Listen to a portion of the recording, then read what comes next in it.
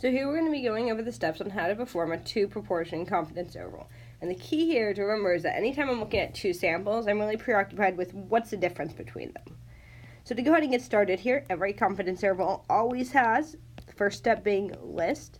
And because I'm going to have two different samples, I'm going to make two different lists for it. I'll list sample 1 and I'll list sample 2. When I go to list sample 1 here, because I'm dealing with proportions, I need to list p hat and I need to list n. Now, here's the difference. Because I have two samples, I'm not just going to call it p hat, I'm actually going to call it p1 hat and n1. I'll do the same thing for sample 2, p2 hat and n2. Now because I'm comparing my samples, I'm also going to go ahead and take the difference. Keep in mind, if they're equal, this would be 0. So that's really what I'm keeping in mind. Okay, so I've got P1 hat, P2 hat, N1, N2, the difference, and the final thing I need, because I'm running a confidence interval, is my z-score. Remember, for a 95% confidence interval, I'll have z equals 1.96. Okay, step 2 of this is always my calculations. The only calculation I have to make when I'm doing confidence intervals is to go ahead and find SE. Now, I want you to think back to what the formula was for a one proportion confidence interval. And that formula was square root p hat 1 minus p hat all over n. Now, it turns out that in order to go ahead and get SE for a two sample one, we basically do this a second time.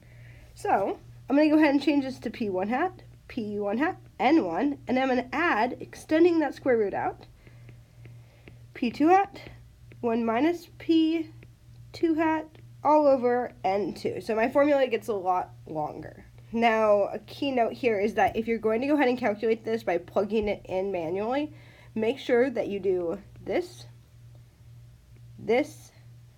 add them, and then square root. That is if you want to do it one step at a time. If you plug in all at once, you're going to be totally fine with it.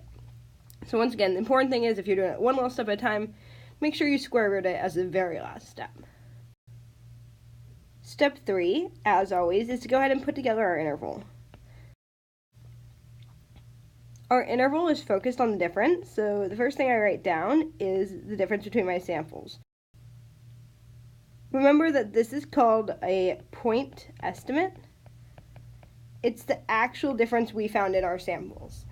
I take that and I add and subtract z times SE, and remember this is what we call our margin of error. And that's because we're saying, okay, our samples are probably not lining up exactly with the population. So if I add in the fact that there's probably some error in the calculation, what are the possibilities I'd get out of here? We'll talk through how to state your answer once we go through our first example. Notice once again, I've got all 3 steps, just like every confidence interval I've ever done. And with any time I'm doing 2 samples, I'm always asking about the difference between them. Now, quick note, it does not matter which one we choose to be sample 1 or sample 2. I'm always going to be choosing sample 1 to be the bigger proportion so that when I subtract them, I get a positive number. But really, it doesn't matter.